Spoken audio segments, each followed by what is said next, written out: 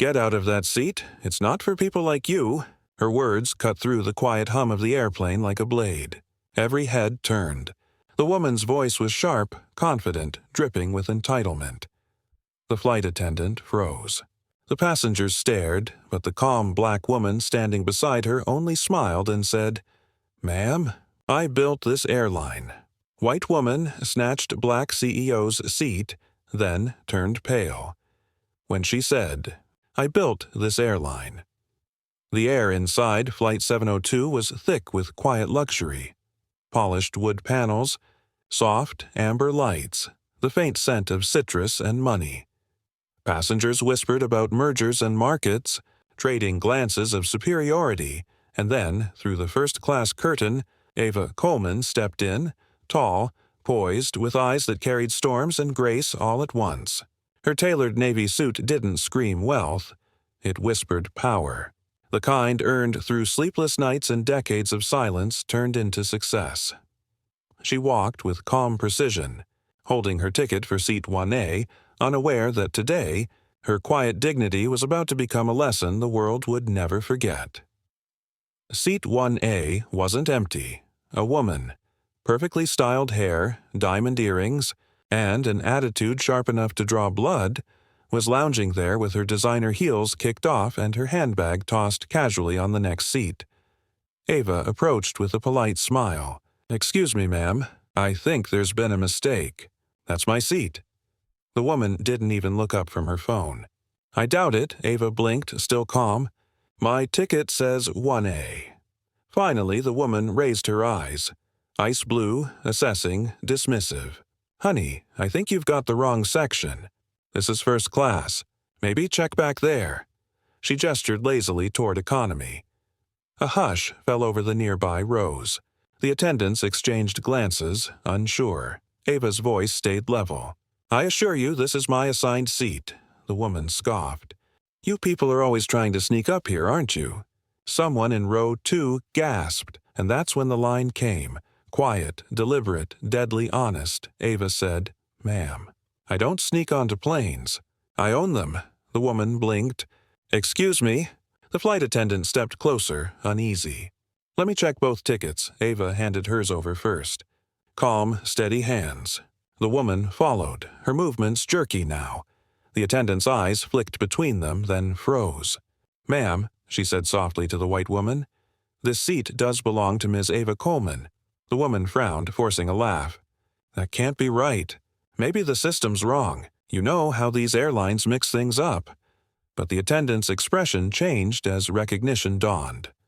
"Wait, Ms. Coleman, as in Coleman Aviation," then Ava gave a small nod, and the color drained from the other woman's face. Years ago, Ava hadn't even been allowed near the front. She was the daughter of a mechanic who fixed planes for other people but could never afford to fly in one. At 16, she worked nights cleaning terminals just to watch jets take off. At 19, she was denied an internship because the interviewer said she didn't fit the brand image. At 24, she watched an investor laugh at her business plan, then use her idea to launch his own company. She remembered his words. "You? Build an airline? Stick to being a passenger, sweetheart." So she built one anyway. She studied engineering, business, and design until exhaustion blurred the lines between dream and discipline. She slept on hangar floors, built a prototype app on borrowed Wi-Fi, and pitched Nova Air 37 times before one investor finally said yes. A decade later, she was the youngest airline founder in the country, but Ava never forgot what it felt like to be told to move back, to be told her presence was out of place. Now, years later, she stood on her own aircraft, being told once again to move. The woman in the seat swallowed hard, her arrogance thinning into panic. I didn't realize. You own this?" Ava looked out the window, the sunset catching the edge of her reflection. "No," she said quietly. "I built it." The cabin went silent. Even the hum of the engines seemed to pause.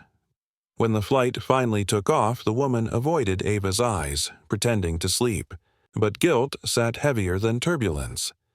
Meanwhile, Whispers rippled through the first-class cabin. Words like respect, shame, and power. A businessman leaned toward Ava mid-flight. "Ms. Coleman, I just want to say, your work changed the industry. My son dreams of being a pilot because of you." She smiled softly. "Then tell him to never let anyone decide where he belongs." Halfway through the journey, the captain's voice echoed through the speakers. "Ladies and gentlemen, we'd like to take a moment to recognize a very special passenger on board, Miss Ava Coleman, the founder and CEO of Nova Air. Thank you for choosing to fly with us tonight." Applause filled the cabin. Passengers craned their necks, smiling, whispering her name, and beside her, the same woman who had once sneered was now staring straight ahead. Pale as the clouds outside, she tried to speak, but Ava didn't look at her. Some lessons don't need an audience. When the plane landed, Ava stood up first. The attendant approached, smiling respectfully. "Miss Coleman, your car is waiting at Gate B." Ava nodded, then turned toward the woman still in 1A. "Enjoy your flight?" The woman's voice cracked. I'm sorry for what I said."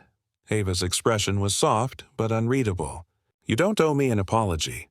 You owe it to yourself, to be better than what the world taught you to be." She picked up her briefcase and walked away. No anger, no gloating, just grace, because power isn't proven by humiliation. It's proven by restraint.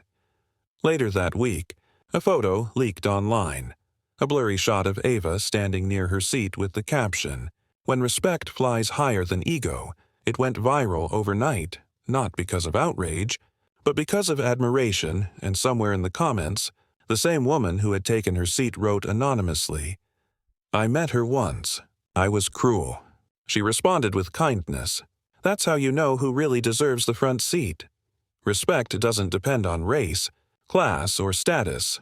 It depends on character, but too often, people forget that titles and skin color don't determine worth. Ava Coleman didn't fight to prove she belonged. She simply was. Because when you've built something from nothing, you never need to raise your voice. Your existence speaks louder than prejudice ever could.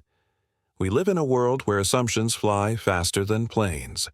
But this story reminds us, sometimes, the person you underestimate is the one holding the wings that carry you.